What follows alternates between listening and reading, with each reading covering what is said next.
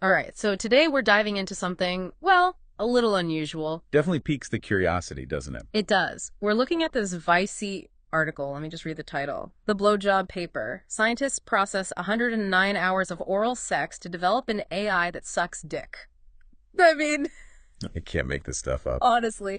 But title aside, this article touches on some pretty fascinating stuff when you get into it. AI, sex tech, the pursuit of, well, Pleasure in the digital age. It's a whole thing. it is. And it all kind of revolves around this sex toy, the Auto Blow AI, created by a guy named Brian Sloan. Oh, yeah, I remember hearing about this. Wasn't that the one that was supposed to be, like, hyper-realistic or something? That was the claim. Sloan was really pushing the whole AI angle, saying it could create a more realistic experience than anything else on the market.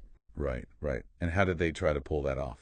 Well, according to the article, they brought on this team and basically had them analyze something like 109 hours of porn. Wait, seriously, 109 hours? That's what it says, all to train this AI algorithm. Talk about a unique research project. So who are these AI masterminds that got to sign on to this?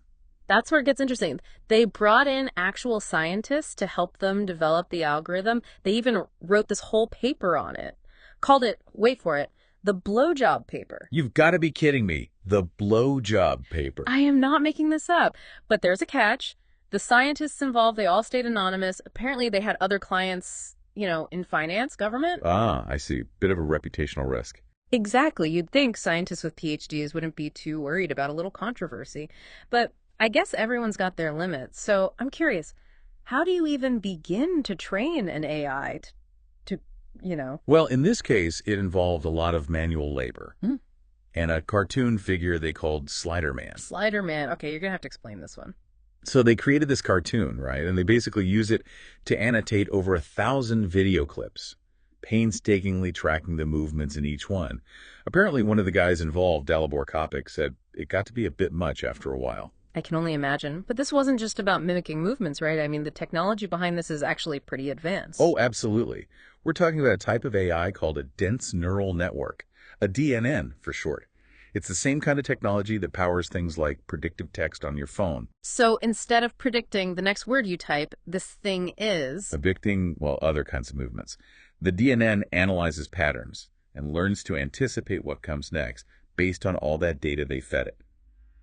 The scientists were actually blown away by how well it grasped what they called the high-level idea of the act itself. So this AI is picking up on these, what did they call them? These high-level ideas. It's learning, but it's more than just like copying what it sees. Exactly.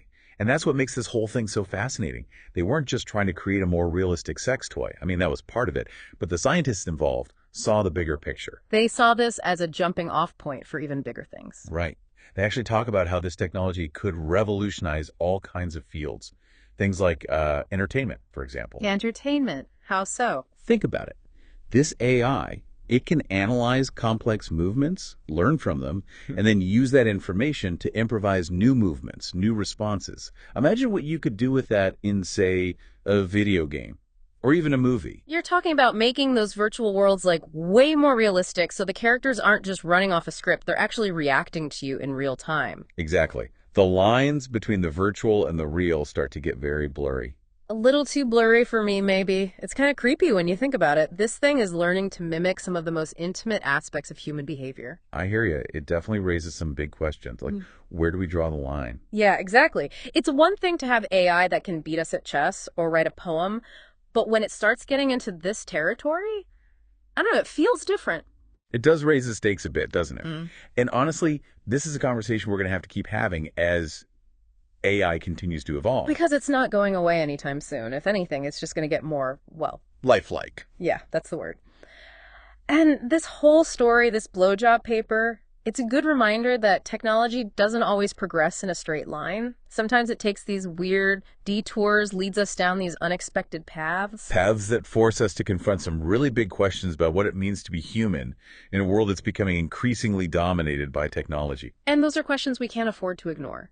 It really makes you think, doesn't it? I mean, who would have thought that a story about a blowjob simulating AI would lead to such a philosophical conversation? Well, that's the thing about technology, isn't it? It has a way of sneaking up on you.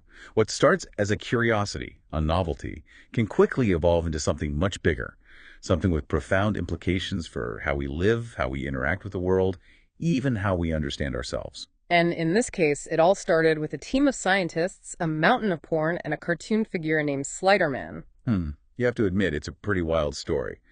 But beyond the, shall we say, titillating details, there's a real lesson here about the unpredictable nature of innovation. It's like we often think of progress as this linear thing, but the reality is it's messy, it's unpredictable, and sometimes it comes from the most unexpected places. Exactly.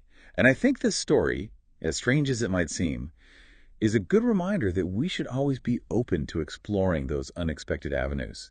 We should be willing to embrace the unknown, even if it makes us a little uncomfortable. Because you never know where it might lead. Who knows what other groundbreaking discoveries are hiding in plain sight, just waiting for someone to connect the dots. Exactly. And it's up to us to keep asking those questions, to keep pushing the boundaries, to keep exploring the fringes of what's possible, even if it means venturing into some uncharted territory. And on that note, I want to leave our listeners with a bit of a challenge. What seemingly outlandish tech are we brushing aside today that might seem revolutionary in a few years? And what will that mean for us? Keep those questions in mind. Keep digging deeper. Until next time.